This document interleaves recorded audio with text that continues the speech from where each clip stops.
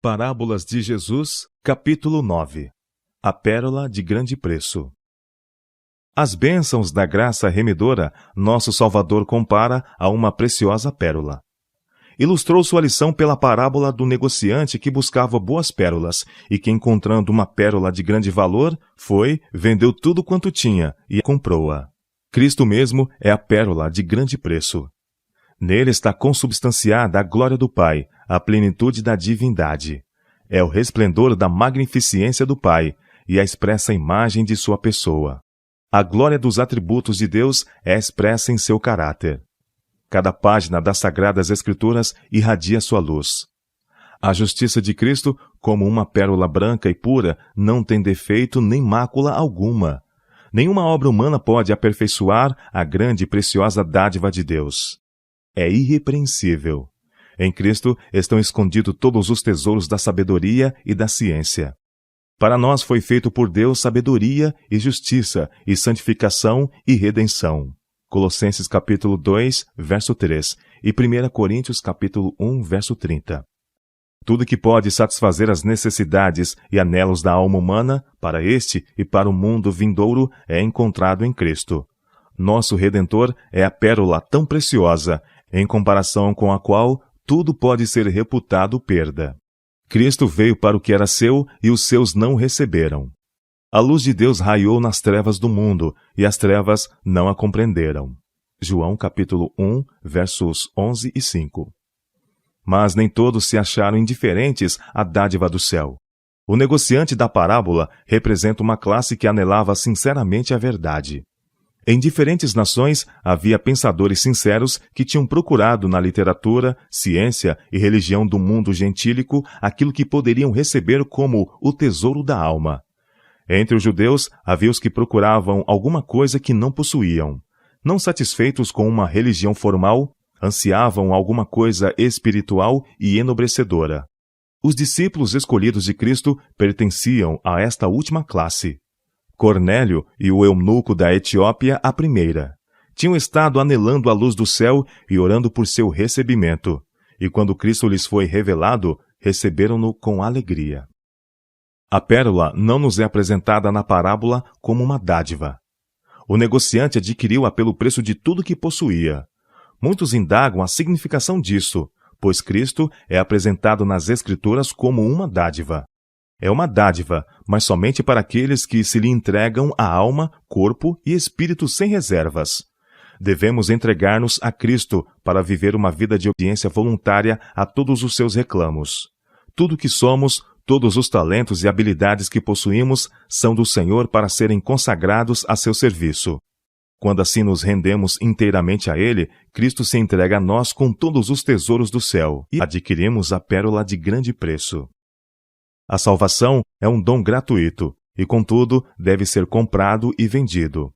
No mercado que está sob a administração da mercê divina, a preciosa pérola é representada como sendo comprada sem dinheiro e sem preço. Neste mercado, todos podem obter as mercadorias celestiais. A tesouraria das joias da verdade está aberta a todos. Eis que diante de ti pus uma porta aberta, declara o Senhor, e ninguém a pode fechar. Espada alguma guarda a entrada desta porta. Vozes do interior e de junto à porta dizem: Vem! A voz do Salvador nos convida ansiosa e amavelmente. Aconselho-te que de mim compres ouro provado no fogo, para que te enriqueças. Apocalipse capítulo 3, versos 8 e 18. O Evangelho de Cristo é uma bênção que todos podem possuir. Os mais pobres, tanto como os mais ricos, estão em condições de adquirir a salvação, pois soma alguma de riquezas terrenas pode assegurá-la. É obtida pela obediência voluntária, entregando-nos a Cristo como sua propriedade adquirida. A educação, mesmo da mais elevada espécie, não pode em si levar o homem para mais perto de Deus. Os fariseus eram favorecidos com todos os privilégios temporais e espirituais, e diziam com jactancioso orgulho: Rico sou, e estou enriquecido, e de nada tenho falta. Contudo, eram desgraçados e miseráveis, e pobres, e cegos, e nus. Apocalipse capítulo 3, verso 17. Cristo lhes ofereceu a pérola de grande preço, mas desdenharam aceitá-la. E ele lhes disse: Os publicanos e as meretrizes entram adiante de vós no reino de Deus. Mateus capítulo 21, verso 31. Não podemos ganhar a salvação. Devemos, porém, procurá-la com tanto interesse e perseverança como se por ela quiséssemos abandonar tudo no mundo. Devemos buscar a pérola de grande preço, mas não nos mercados mundanos ou por meios mundanos. O preço de nós exigido não é ouro nem prata, pois isto pertence a Deus. Abandone a ideia de que privilégios temporais ou espirituais adquirir-lhe-ão a salvação. Deus requer sua obediência voluntária. Pede-lhe renunciar a seus pecados. Ao que vencer, diz Cristo, lhe concederei que se assente comigo no meu trono, assim como eu venci e me assentei com meu Pai no seu trono. Apocalipse capítulo 3, verso 21. Alguns há que parecem sempre buscarem a pérola celestial. Não renunciam, porém, completamente a seus maus hábitos. Não morrem para o próprio eu, para que Cristo viva neles. Por este motivo, não acham a pérola valiosa. Não venceram sua ambição profana e seu amor às atrações do mundo. Não tomam a cruz e não seguem a Cristo na vereda da abnegação e sacrifício. Quase cristãos, mas não plenamente. Parecem estar perto do reino do céu, mas não podem ali entrar. Quase, mas não completamente salvos, significa estar não quase, porém completamente perdidos. A parábola do negociante que buscava boas pérolas tem significação dupla. Aplica-se não somente aos homens que procuram o reino dos céus, como também a Cristo que procura sua herança perdida. Cristo, o negociante celestial que busca boas pérolas, viu na humanidade perdida a pérola de preço. Viu as possibilidades de redenção no homem pervertido e arruinado pelo pecado. Corações que têm sido o campo de combate com Satanás e foram salvos pelo poder do amor são mais preciosos ao Salvador do que aqueles que jamais caíram. Deus contemplou a humanidade não como abjeta e indigna, contemplou-a em Cristo, viu-a como se podia tornar pelo amor redentor. Reuniu todas as riquezas do universo e as ofereceu para adquirir a pérola. E Jesus, encontrando-a, engasta novamente em seu diadema. Porque como as pedras de uma coroa, eles serão exaltados na sua terra. Eles serão meus, diz o Senhor dos Exércitos. Naquele dia que farei, serão para mim particular tesouro. Zacarias capítulo 9, verso 16 e Malaquias capítulo 3, verso 17. Mas Cristo, como a pérola preciosa e nosso privilégio de possuir esse tesouro celeste, é o tema com o qual mais nos deveríamos preocupar. O Espírito Santo é que revela aos homens a preciosidade da boa pérola. O tempo do poder do Espírito Santo é o tempo em que, num sentido especial, a dádiva celeste será procurada e achada. Nos dias de Cristo, muitos ouviam o Evangelho, mas tinham o espírito entenebrecido por falsos ensinos, e não reconheciam no humilde mestre da Galiléia o enviado de Deus. Mas, depois da ascensão de Cristo, sua entronização em seu reino intercessório foi assinalada pelo derramamento do Espírito Santo. No dia de Pentecostes foi dado o Espírito. As testemunhas de Cristo anunciavam o poder do Salvador ressurreto.